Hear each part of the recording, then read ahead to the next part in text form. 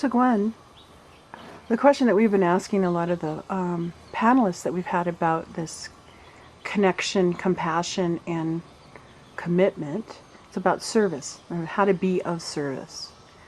What is your definition of being of service? Well, for me, service is an action. It is not simply a prayer. It is not simply a dream. It is not simply a hope. It is an action that we commit in order to achieve an effect that is beneficial for another being. So the being could be an animal, it could be a plant, it could be a human being. Hazard a guess, it could even be astral creatures and fairies and beings like that. But the point of it is that it has to come, the motivation for the action has to come from compassion, from a source that is surrounded by love.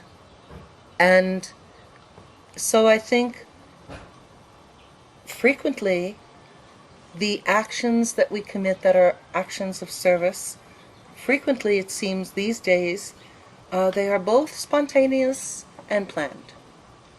They can be either one. I try to make a point of doing something nice for someone every day, consciously. And you know what happens? Consciously, you're doing more nice things for more people every day. And that's a commitment. And that's a commitment. Commitment becomes habit. Yes. I see that in you. Yes. So I enjoy that.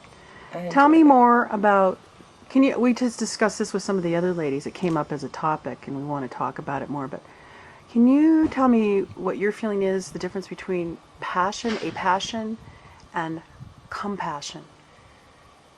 Passion and compassion? Mm-hmm. Okay. Passion is when you feel very deeply about something. It is when you feel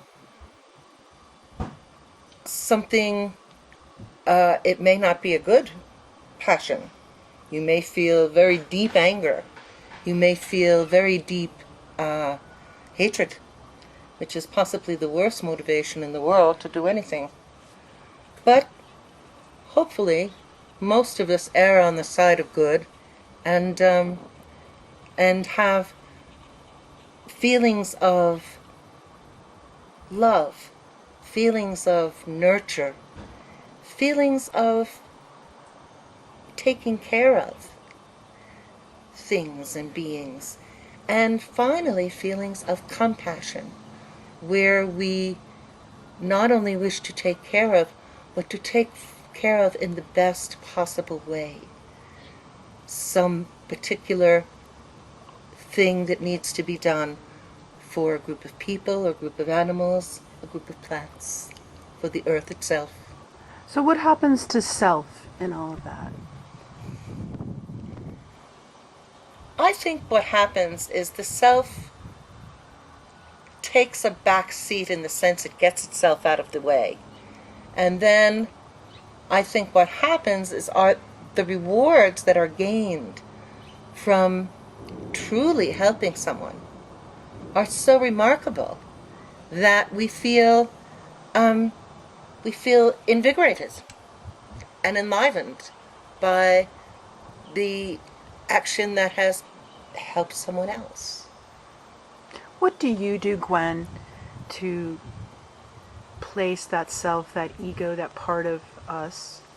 How do you do that? You mentioned prayer before, but because sometimes it has to be called on instantaneously, and other times you can plan yourself to really be in that compassionate place.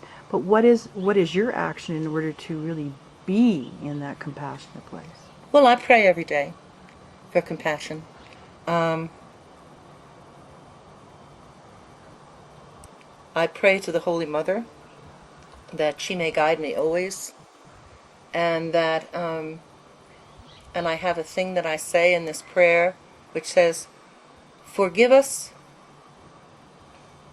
I can't remember it now. Isn't that awful?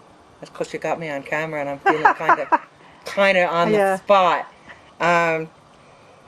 Forgive us our lapses into unconsciousness as we forgive others for the same.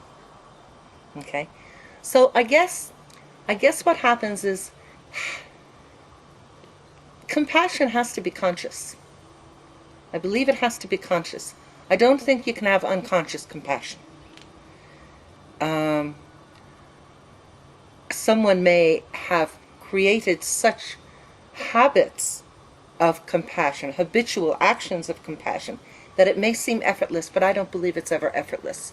It has to be conscious. That is the effort, to maintain that consciousness. So are you saying that a 5-year-old who gives up her sandwich because she sees someone is hungry, 5 years old, that's pretty, is You're that an saying that innate compassion? I think I've seen very young children who I've seen very young children as well. Do you believe that compassion is innate? I believe that there is a goodness in the heart of man. Do I believe compassion is innate? No, I believe someone has to say to themselves, oh, this person is hungry, I need to do something for this person. Okay? Regardless of how young they are. All right? But I believe that innately the heart of human beings is good. And that when we operate from that place, we will usually do the right thing. And we will usually be a benefit to society and to ourselves.